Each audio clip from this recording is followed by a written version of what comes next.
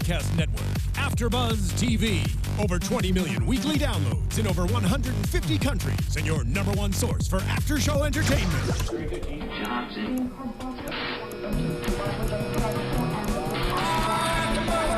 AFTERBUZZ TV, the destination for TV superfans. Producing after shows for over 300 of your favorite TV shows, interviewing celebrities and showrunners, and bringing you behind-the-scenes exclusives. All thanks to E! Entertainment's Maria Menounos, producer Kevin Undergaro, and internet leader Akamai. Now, let the buzz begin! Hello. Welcome. Guys, we're back. It's the SVU After Show here at AfterBuzz. If you have not already, go to youtube.com/AfterBuzz. Hit subscribe. Go to iTunes. Go to SoundCloud. Hit subscribe. I'm your host, Yael Tygiel. With me, Lauren Salaun. Hello, everybody. Happy to be a part of this panel. This is one of my favorite shows of all time.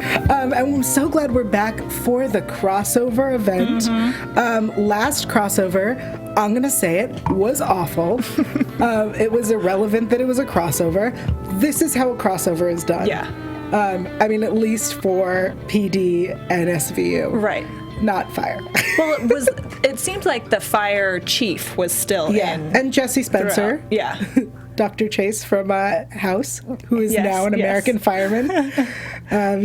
So, all right, let's start with the story. But before we get into it, yes, we want to make sure that we share the sex abuse hotline with you guys, because this is obviously serious stuff that does unfortunately happen in real life. So if anyone needs this info, 1-800-656-HOPE. That's 1-800-656-HOPE. Thank you. You're welcome. Beautiful. Thanks. Also, clearly we're talking about serious topics. We're talking about abduction and rape and arson. And sometimes, the topics are very serious, and we will make light of them because that's how you get through serious things sometimes. That doesn't mean that we are ever trivializing what people go through. We strive not to shame people here. And if you need help, make sure you call the hotline that we've given you. 800-565-HOPE. Awesome. Let's talk 656. about... Shoot. Maybe you should get it right, Lauren. 656-HOPE. There we go. Way to screw it up on your first Dang day. It. Okay. Let's talk about this. So we start with Chicago Fire. All right. So last crossover, it was literally the last 5 minutes. There's a fire. Wait, he's a pedophile. And we're moving on. That's pretty much how it was this week. The last really 10, maybe 15 minutes involved Olivia. They have these fires, they find a body, and they come to find that this victim was raped before she was set on fire, before the whole building was set on fire. And so it was definitely trying to cover up that crime and kill her. Well, so we have Benson coming to town. I don't know about you guys, but I always thought there was something going on with Benson and Voight. That's something that we've... I kind of feel that a little bit too. I feel like they're trying to insinuate that, and I'm going to be real honest. I want to see it. Oh, yeah. I want it so bad. I definitely am for that. Yeah. Because, if she never got it with Stabler, she should get it with Voight. Exactly. All right, so let's jump into PD, because Fire was irrelevant. Guys, I feel really bad for anyone who watches Chicago Fire. I'm sorry for you.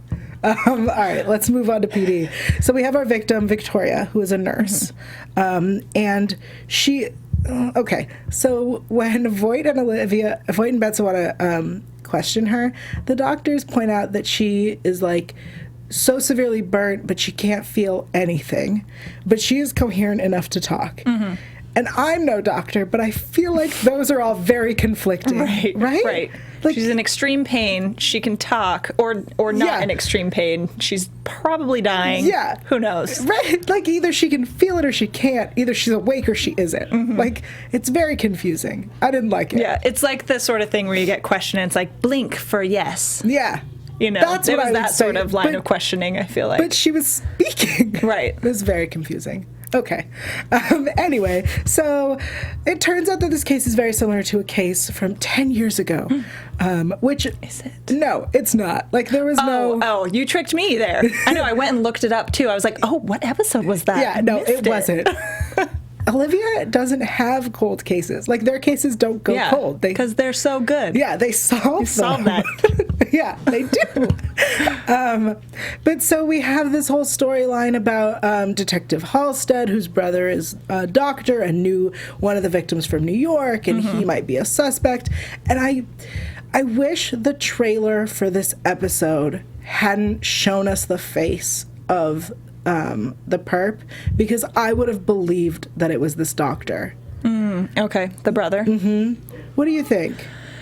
You know, I think they tend to, with SVU, show you a couple options up front, and you know that it's usually going to be one of those, maybe 2 or 3 people. So I didn't completely. I kind of felt like, and I don't watch Chicago PD regularly, Rightfully so. But I kind of felt like they were trying to just make some drama and internal tension there, and with like Olivia coming in and she's not part of their team, you know, kind of kicking up some trouble and pissing people off. So I felt like that was maybe why. Well, it feels like, and as people who don't watch Chicago PD, it feels like that show is less about the crime and the story and the justice of it, and more about this really dramatic police team. Their relationships. Yeah. And that's great and all, but that's not, like, when you watch a Law and Order show, you want to, you know, interrogate people. You want to visit crime scenes. You want to get to the legal case. And every time Voight points out that, like, this time we're being thorough and doing it by the book, I'm like, does that mean that every other time, instead of actually... you don't usually? Yeah, like, you don't take people to court, you just beat the crap out of them. Well, you see him at the end kind of get a little handsy. Which is what Voight is known for. Right. He can get handsy with Benson. Yeah. That's what I bought. So we discovered that this case, right, this whole case is there's a man who dresses like a doctor, he may not be, who sometimes has his arm in a sling, never answered why his arm was in a sling. He doesn't leave DNA. He's white, male, about 6 foot, average looking, normal looking, charming, and he applies green nail polish during the attack. Yes. At no point is it explained what his obsession with the color green is. That's what I was like, wait, we're not going to deal with this whole green nail polish thing a little bit? Detail. Exactly. And it's not just that he applies the nail polish. His car is green. The tarp he uses is green. Like, he loves the color green. Yeah. It's, right? Well, like, when you're a crazy person out there serial killering people, you just do weird things. You do weird things. It's that and the arm in the sling. Those are two Well, the arm in the sling would make somebody more inclined to go help him. Okay. So, like, that girl was like, he asked to, like, move something in his car, you know. And so if you see somebody with a sling, you're going to be like, oh, poor guy. You know, I get why he's asking for help because he can't move his arm so much, you know. Interesting. I wish they would have explained that. Yeah. Like, even her being like, well, I helped him or I was going to help him because of the sling. Right. I'd be like, oh, okay, that's his thing. And then the scrubs add more credibility to him being an upstanding citizen. I mean, he is a doctor. Yeah, true. Like, so they weren't fake scrubs. Yeah, I expected him to not be a doctor. Yeah. Hannibal Lecter a doctor, too. Good point. All right, so we also meet Charlotte Regan is the girl who didn't help him. She was going to, and then she couldn't identify him because he's so average looking. Is it just me, and I hate to say this because he's dead and that sounds awful, but this guy looks like... I know what you're going to say. He looks like John Ritter. Yes, but he looks like John Ritter / John Cryer. Because... which... we will tweet or something later so you can see this. But yes, 1,000%. Because when he's on, so this actor's name, Dallas Roberts, I think he's awesome. He was on Walking Dead, recurring character for a while. And I remember when I was watching that show, I'm like, this guy is the exact combination of those two men named John. Yeah. Yes. But so I'm watching it and I was like, I feel like they're ruining John Ritter's good name. That's what when I watched the trailer before the episode, all I could think was like, wait, John Ritter already did an episode. Like, and he's dead. Oops. Yeah. So in my mind, they ruined John Ritter's name and made him this rapist. Well, I will say, for Dallas Roberts, he is a recurring character on The Good Wife as well, and I love his character in that show. And on Walking Dead, he was kind of like a little, like, shrimpy, like rule follower, but bad guy-ish. Okay. But then he kind of turned out good in the end, sort of thing. So he's redeeming. So yeah. So this is one of the first times, and I keep seeing him popping up everywhere, and it's one of the first times I've seen him as a true bad guy. And he was creepy. Yeah. Oh, super creepy. We'll get to his super creepiness. So anyway, Patrol finds him and they bring him in and they question him. Yeah. Did it seem way too convenient for them to be like, wait, what color Subaru did you say? Green? It's right across the street from us. Didn't that seem a little easy? No, what seemed easy was when they were like, we need backup. It's not an emergency. We need backup. Backup never came. Then they pulled him over. 30 seconds. Yeah, they pulled him over and they were like, hey, we need to see your ID. And he's like, can I know why? And they said, you don't have the right to know why. So you do. I'm pretty sure legally you do. Yeah. And you don't just open your trunk unless, So from what I understand, you can refuse to open your trunk, and then they will claim that they can get a warrant, and then you will both be stuck there until they either get a warrant or don't. Yeah, but there has to be some sort of probable cause, and they are supposed to tell you what you've done wrong. So that's maybe the part where they don't do things by the book, and that was what we were seeing there. Yeah. That he was like, because that, I don't remember what his name was, but he was the PD characters pissed, and he was the not kids. budging. Yeah. I mean, there's also the storyline of Lindsay's 30th birthday, which I'm gonna say something mean, but I thought Shaffir Bush was older than 30. She is. Okay. I'm like, girl. I mean, she looks great. No, she does. She can pass for a 30-year-old. Right, but totally. But she's like 33 at least. Yeah.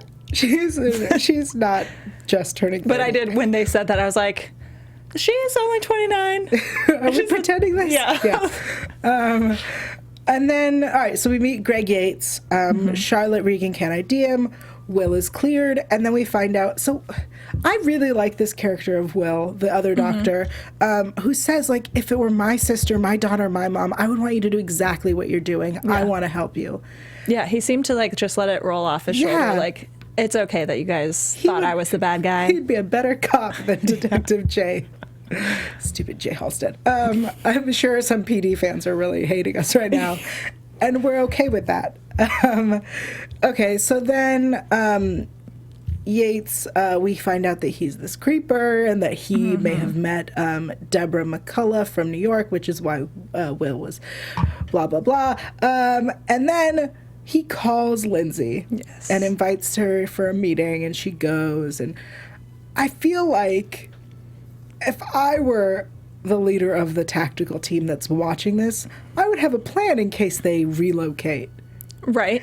Like, I think usually you do. Yeah, like their whole plan was hinging on them staying there. And usually there are like more people involved than just the detectives. Yeah. Like wouldn't there be like a SWAT team or some other tactical force instead of just the detective, like the 5 detectives just their that work team. on it? Yeah, especially if everyone, like people from New York, have flown in to handle this case. Yeah, okay. Yeah, and you'd have a plan B in case he doesn't sit right there. You know, somebody mobile. Like, it's cold, guys. Okay. Anyway, then this was all an alibi for his other victims, which, again, we find the green nail polish. Why? Is he just really a fan of green? Is that what we're supposed to? That's weird. Anyway. Green symbolizes envy, greed. I mean, the nail polish he picks up at the store, which is a different shade than all the other nail polishes. Yeah, it was much lighter. Yeah. Pick your poison is what it was called. And he found that so interesting. And I wanted to be like, if you are constantly, because he seems to buy a new bottle for each girl, you would have looked at what they're called and seen that nail polish has weird names. Yeah. They're never just green. You know? Right. He would have, anyway. All right, that's me I did think it was funny how that woman who was a customer there knew the name. Well, she clearly buys it all the time. Just knew it offhand, like, oh, pick your poison. Like, shoot, I love nail polish. They're probably, I could probably call out a few official names of certain nail polishes. I couldn't identify them. I was impressed by her knowledge of that nail polish's name. Yeah, so we've moved on to SVU because at the end of PD, he kidnaps Nadia, who drops the cake. Here's, okay, minor details again that we're nitpicking. During the trial at the end, the questions of, him saying that she wanted to run away and whatever, why would she have been planning the surprise party if she meant to leave? Why would she have gotten the cake if she meant to leave? Why would she leave it on the ground like that? Yeah. Like, those are the kinds of things Barbra should have been asking. But we'll get to the trial. Anyway, he brings her over. We have this, like, really obnoxious, where is he? We find the car, but it's not him. Mm-hmm. He changed the plates, and then he left the car, and blah, which blah, is blah. quite smart. Yeah. I feel like he did a lot of very smart things, also a lot of stupid things, obviously, but a few, like, pretty smart moves. He's kind of a supervillain. Yeah. He's very meticulous, which Rollins points out during her interrogation. Mm-hmm. She points out that, like, you're not a spontaneous guy. Why would you get in the car with her? And then he attacks a flight attendant, which, okay, let's talk about her roommate who comes in and just stands there shouting. Yeah. Girl, she's dead. There's a strange man in your house. The door is wide open. Haul ass out of there, right? Pick up a knife. I don't know. Just like anything. Fight or flight. Choose one. Yeah, I was going to say something really heartless, and I didn't. I'm going to say it. She deserved what she got. See, these are those jokes we were talking about. Yeah, guys, we're clearly not serious. A little serious. Okay. So we find out that we're in this neighborhood, and then we meet his fiancée, Susie. Poor girl. Bless her little heart. That idiot. I hate when we see these, serial killers or serial rapists or even just single-time rapists, and they have a woman who is naive enough to, like, stand by them. I hate seeing that. Yeah. I mean, I guess when people are at that level where they're serial killers, you are sociopathic enough or something where you can put up such a good, like, there's such a good split between that crazy side of you and then the face that everyone sees. Right. But still with, she was like, I don't spend much time at his house and stuff. Right, and like, we're engaged. Yeah. We've been together for 15 years, but we just got engaged today. And, okay. Maybe that was the best that she could get. No. She let those things slide. I think she had self-esteem issues. Yes. She could do so much better. Yeah. Okay. So, all right, we find Nadia's body. Aww. So sad. And you know what? I'll tell you this. Even though we don't watch PD and we're not part of that, we're not invested in that team, I was sad. I was too, because it does seem like that was a big deal for that show. Mm-hmm. That she's been a recurring character, if not a main character for a while now. And she's Lindsay's roommate, which from what we've seen in that show, I'm sure we've seen her house. Yeah. Like, we've seen them together. And I believe, I'm going to go out on a limb here and say that we've seen the whole storyline of her being arrested and changing her, turning her life around. Yeah, I bet we've totally seen that transformation, and that's why it makes it even more, you're really hoping for her to finally, she's getting back on track and living a better life and all that. And I'll tell you this, I read that was not in the plan to kill her off. What did she do? No, I think that PD wasn't planning on killing her off, and when they decided to make this three-way crossover they had to sacrifice somebody? They were like, we're going to sacrifice her. Interesting. Yeah. Mm-hmm. Fascinating. Yeah. That is sad. It's kind of like when Stabler left us. Too soon? Sorry, guys. Sorry. Oh. Yes. I did really like Yates's joke about when he's at the gas station and the guy's like, so there's something in the back of your car. He's like, don't you hate it when you kidnap a girl? And she, like, that was hilarious. Yeah. It was terrifying. The guy was like, what? He's like, it's my dog, man. He's like, oh. I'm going to be honest. If I were that man, I'd be like, show me the dog. Yeah.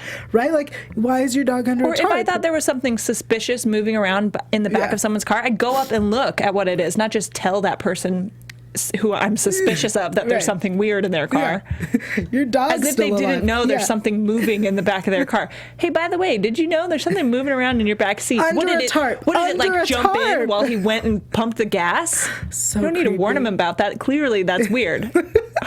Yeah, guys. Gosh. So if you ever see something moving around the backseat of someone's car under a tarp, Yeah. go get help. Don't warn them.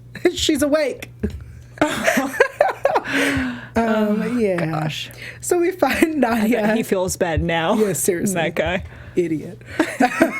He could have saved her. And then, really obnoxious, him stupid Yates singing, and like, you could have screamed out for help. Yeah, whatever. No.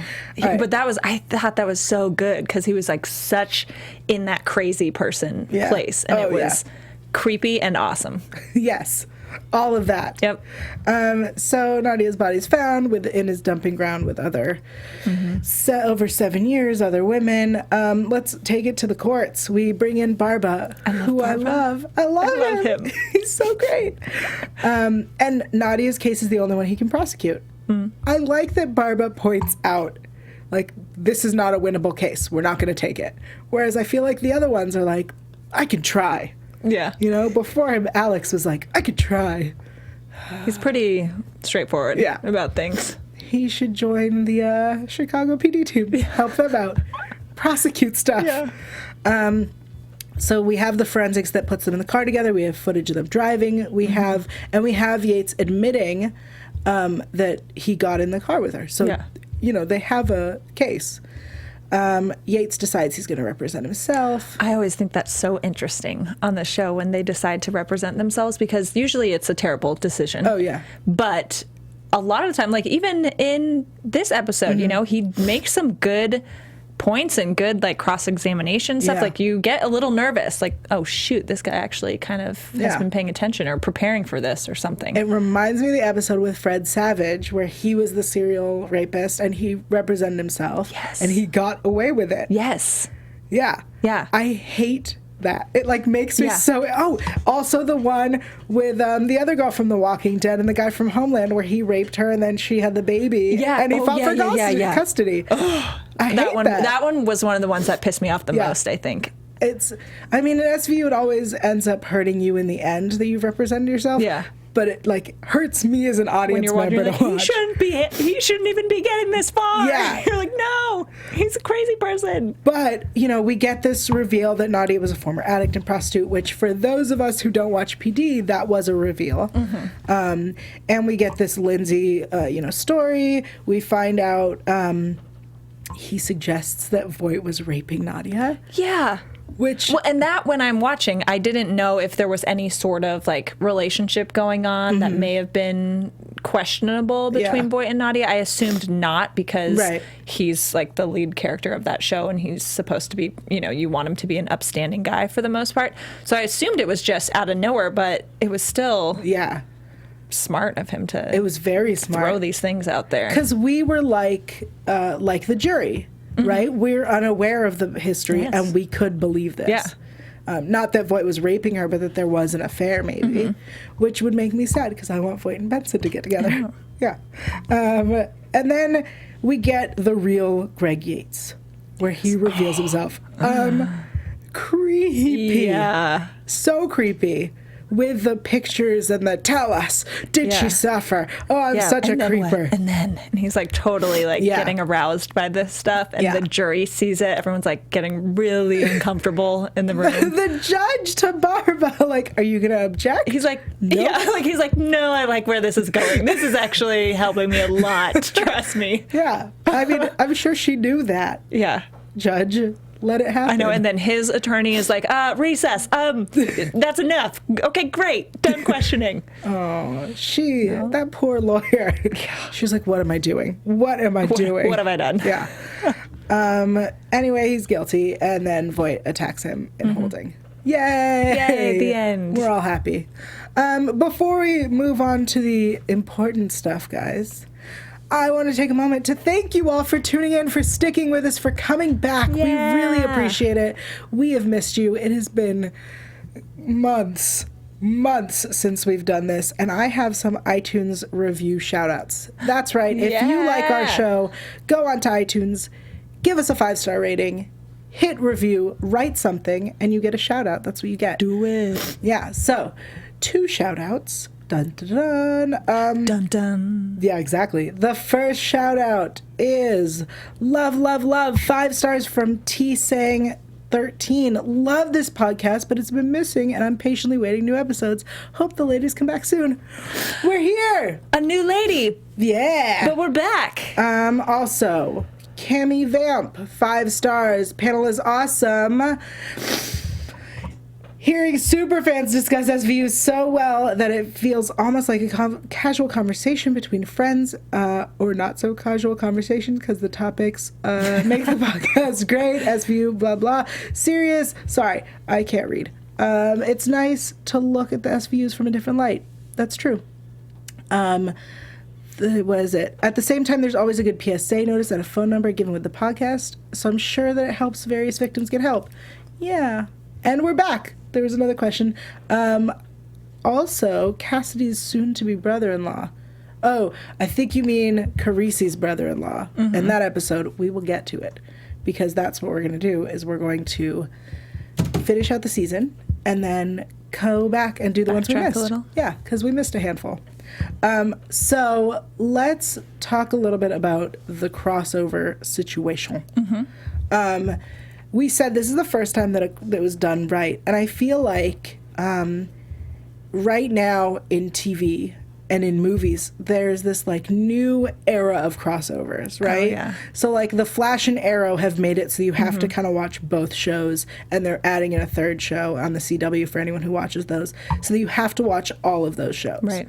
And then you've got Marvel's Agents of S.H.I.E.L.D., which is crossing over with all the Marvel movies. Yeah. I mean, on the one hand, I think it's incredibly smart for the leaders of these franchises and studios to do that, because it does make the fans want to or have to watch all the different shows to get the full picture. But on the other hand, it is kind of like, you're like, come on, way like all these more shows, like, can it just be in the one show? Yeah. I mean, I was thinking that the other day, like, as a fan, it's kind of a dick move. Yeah. But from a like TV making, all these hours of TV to my week. Right. But from a TV making perspective, it's genius. Yes. And this time, as opposed to like the last crossover, which really was 5 minutes on fire, an entire episode of SVU. It was like a baton pass. Yeah. And then it moved on to finish it out. Yeah. But it didn't matter, you know? Because you didn't have to watch the other ones. Yeah. And this time, I mean, at least they also switched the times, right? Yeah. We had PD first and then SVU. And they made it a 2-hour episode. And they gave us this this new intro thing of like, sometimes the teams have to get together. Right. Yeah. I know. I loved it. Teamwork. It was great. And I feel like they're going to do more. Yeah. I liked it. Like we said earlier, you didn't really have to watch Fire. Yeah. Just the last few minutes. And frankly, that one of the 3 is the weaker one, I'd say. It wasn't my favorite. And you get the before on or previously on. Right. So you didn't miss a lot, but I loved how it was very seamless like that, and you see that progression from the crime to then obviously Law and Order and prosecuting the case and all that. Right. And they brought in Voight to tie it up at the end. I think it was really great, and I heard that next season at least, PD and Fire will be doing a lot more crossovers. Maybe that they will become a well-oiled machine the way Arrow and Flash are. Cool. That's what I heard. And now I think we're going to head into news and gossip. AFTERBUZZ TV News. I have real SVU news, guys. For anyone who watches Orange is the New Black, Red, played by Kate Mulgrew, revealed recently in early April, a week ago, she revealed that in 1982 she was raped. Oh, wow. Yeah. She said that a young man forced her into her house, and then he robbed her. And as he was leaving, she says, I saw the shift in his face, and I almost wanted to say, you don't have to do this. And he raped her. The entire story is on People, and I could tweet out the story if you want to read it for yourself. Wow. Also, I have actual SVU TV show news as well. Look at that. The news is the season finale of this season is going to be all about #AdoptBabyNoah. Yeah. I'm not excited. It's going to be all about Benson and her baby situation. Yeah. It's going to be play with our emotions so much, I feel like. Yeah, it's going to be lame. You don't like the baby situation? No. And Roy usually gives us a baby counter. I saw that when I was watching back some of the He was shows. Referenced in PD, but we didn't see him once. Oh, yeah. She said, it's my baby's nanny. Yeah, that's it. All right. Oh, right. He existed. And well, they gotta, because we want to know that Benson has a little bit more of a life and a family outside of her awesome job at doing her job. Yeah, she should be hooking up with Yates. Not Yates, sorry. Voight. Yates. Definitely not Yates. Scratch that. Voight. End of the alphabet letters. I get confused. Says Yael. Okay. Also, season 17. Big announcement. They will be doing a story about a transgendered teen. Something a la Bruce Jenner and Leela Alcorn story. Interesting. Yeah. Ooh, that'll be exciting. I'm really looking forward to that. I love how this show always pulls from headlines and does relevant stuff that actually is going on in the world. So that's what makes it so good. I'm curious to see how that one goes. I did. Yes. I was looking up, fire or arson and rape stuff, which is not fun.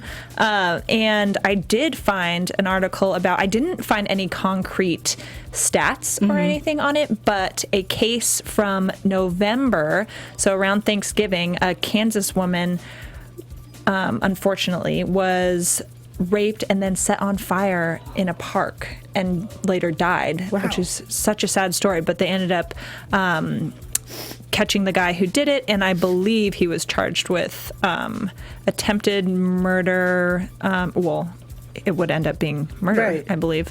So so they got the guy. So hopefully that ended up. I didn't look at what finally happened, but so it seems like that correlation isn't that far off, Yeah, I just feel like it's very rare that we get a story that is a rape and arson. They're very different things. Yeah. They're very different. I did see some clips from Lie to Me, that show, which I loved that show. Yeah. And they're saying how rape and arson are similar crimes because they're all about asserting power over someone or something, and both have a sexual element to it, even though like rape isn't necessarily about sexual desire. Arson is often a sexual thing. So from Lie to Me, they were saying that there is a correlation too, and that makes sense. With that case, so I don't think it's too far off. Interesting. Fun facts, guys. Fun facts. Facts. I'm going to start calling them facts. Yeah.